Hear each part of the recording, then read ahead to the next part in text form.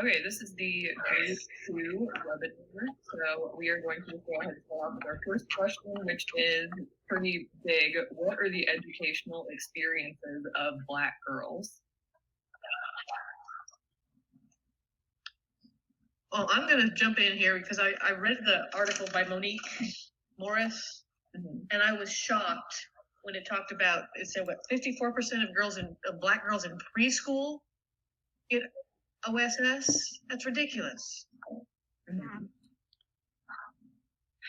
I think I was definitely shocked by the statistics in both her article and then her presentation as well. And one thing that I thought was interesting was the way that teachers, and I experienced this as a high school teacher, that teachers misinterpret the way that these girls communicate with each other. And I don't know, like the vernacular that they use with each other and volume and things, that it's interpreted one way when it's not meant that way. So I think that definitely contribute to the way that they're being punished way more than other students. That's what I saw the most last year. I've had Black female students every year of teaching, but last year I went into a very urban environment, and so it was different. And we knew going in, like, hey, you know, it's going to be different forms of communication because these kids are growing up in like a downtown, and they're not, you know, suburban white entitled kids, and it's a different style. But like, that was an interesting thing, just adjusting my own classroom management, because in the first kind of semi-rural place I was teaching, like the standard for quiet feels different. Even when they're all technically being quiet, it just feels different. And so, like, that was just an interesting thing. And the thing that helped the most was getting to know the kids outside of class, because a whole bunch of those super loud Black girls hung out in my room outside of class, and so I just got used to the rhythm and got used to the volume fluctuations, and that was because it was a me thing. I had to calibrate. Excuse me. I had to calibrate to a different noise pattern, and that's true when you move to another country. That's true when you honestly move to another state. And so it was just another calibration. But I know, like, if I had tried to discipline the same way I did in a majority white rural Iowa school, like, that, those kids would have been in trouble when they were really actually participating in class the way I wanted them to, and actually learning. Yeah, then you're getting a kid in trouble for learning. Sorry, Laura. That's where it comes back to training for teachers, not training so much, but getting to know the cultures that you're working with, because, you know, like you said, it would be very different in a rural Iowa school than it would be in a school in, you know, downtown Des Moines, or even just moving from rural Madison County to Asheville City schools would be a major cultural shift. And we have to take that into account. We can't just figure that we do it our way because our way is the only way to do it. And I think it's important to just remember that all of our students, regardless of like what they look like, where they come from, are human beings. And I think it was the presentation we watched when they had the panel of the people they were asking questions, and the one woman said, we mirror what we hear, and if all we ever give are negative, like, thoughts, that's what we're going to start to believe. So just kind of remembering that we have to support students wherever they are, and if that looks different than what we might have envisioned, that doesn't mean it's wrong, it's just different. Yes.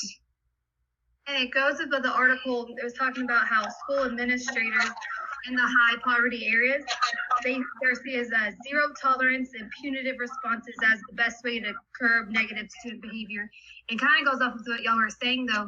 What zero tolerance to them is what they grew up with, and it usually doesn't relate or correlate with the clientele, I guess you could say, of where they're at. Because most of the teachers that get into those urban cities are new teachers, or, you know, I think that was last week we talked about how the newer teachers get in there and stuff. And so they just So their zero tolerance does not go with their clientele. And so there needs to be a training or, specific set of this is what it looks like. And so it's not more suggestion or subjective.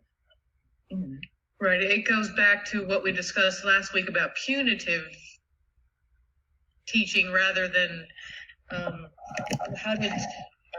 Morris called it empathic relationships rather than punitive discipline. And that's so important. And that's something I'm going to be working on a lot this year for me is, trying to remember that just because the way I do it is the way that I want it done is not the only way to do it.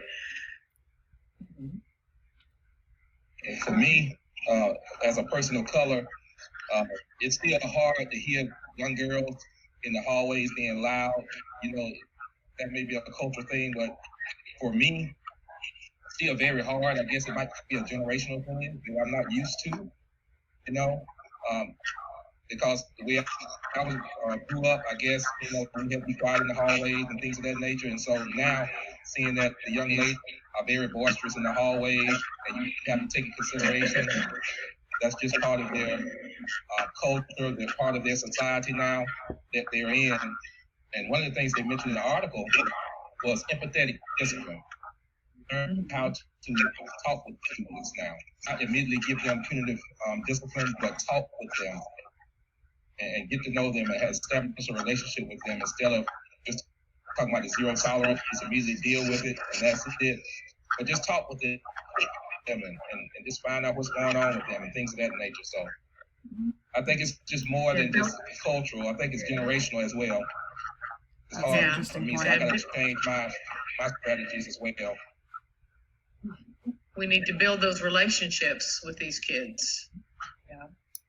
Let's go ahead and move on to the next question. So this one, the first part is explain the school to prison pipeline. And then the second part says how are Black girls affected. I think we could also open that up to how are Black and Latino males affected as well, because the article talks a lot about that. So first, what's the school to prison pipeline? What does it look like? And then second, how are these kids affected by it?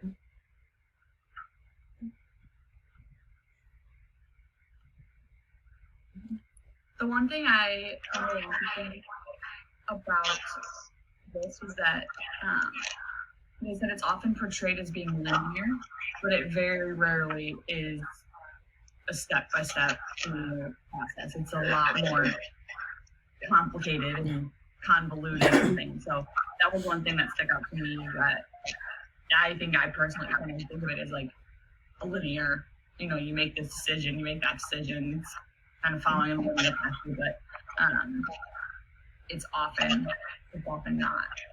So. I may have missed it. I don't remember seeing a specific definition anywhere of the school to prison pipeline. I may have missed it somewhere, but one thing that I found interesting in that big article, I don't even remember the name of the article. I don't have it pulled up, but where the researcher followed the boys and just worked all the time.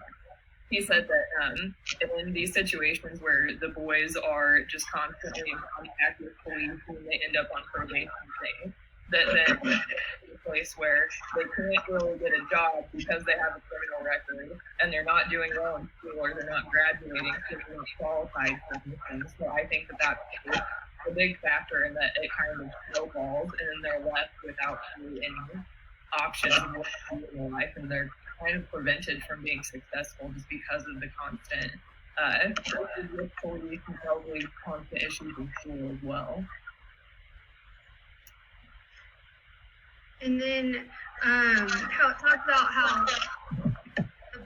how Black girls, even their home life and how traumatized they are with like they're in poverty and we're having all these, the statistics were so terrible about all these things like, they're high rate, all of this, that plus then in school they're getting harsh, they're being treated so harsh. I think it goes with, I forgot who said about the mirror thing that so they have a horrible home life, horrible school life, so to them, they don't see any light. It's just, I feel like with everything around you, wherever you go, it's all negative. who's helping them pull out to the positive so you don't go down the road to go to prison. Yeah.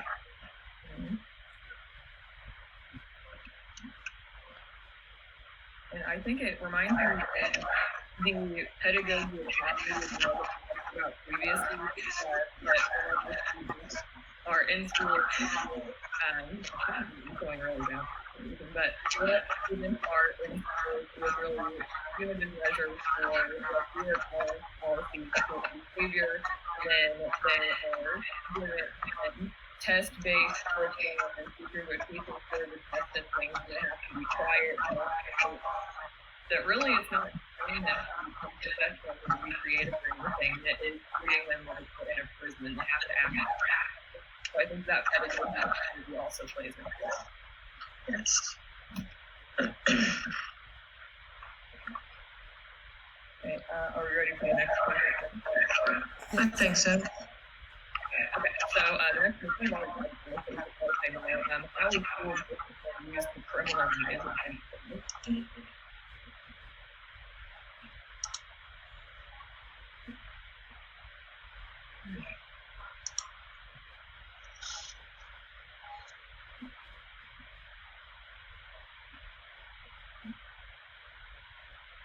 The one Well, that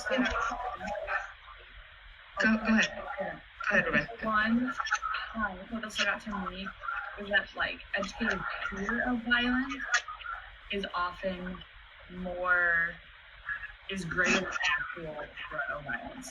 So I Yeah. think again kind of like it's kind of like a snowball effect of like, you know, educators assume the worst, right? They, especially around students of color, they overreact and students respond to that, and then that threat the educators perceive continues to grow, and then when we're in all actuality there was never really any actual violence. So just again that our perception of the educators sometimes set the stage for how students respond, and we have to be conscious of kind of what I go for, students know that students using empathetic discipline, kind of not feeling like we have to be on the attack when we're interacting with students of color. All right, I think part of that gets back to that cultural disconnect. Looking at that Morris video, she had talked about a black girl being taken to jail because she missed school, but it wasn't followed up as to why she kept missing school. And why did this happen? So we need to figure out what's going on, the whys, before we just go back to that punitive discipline.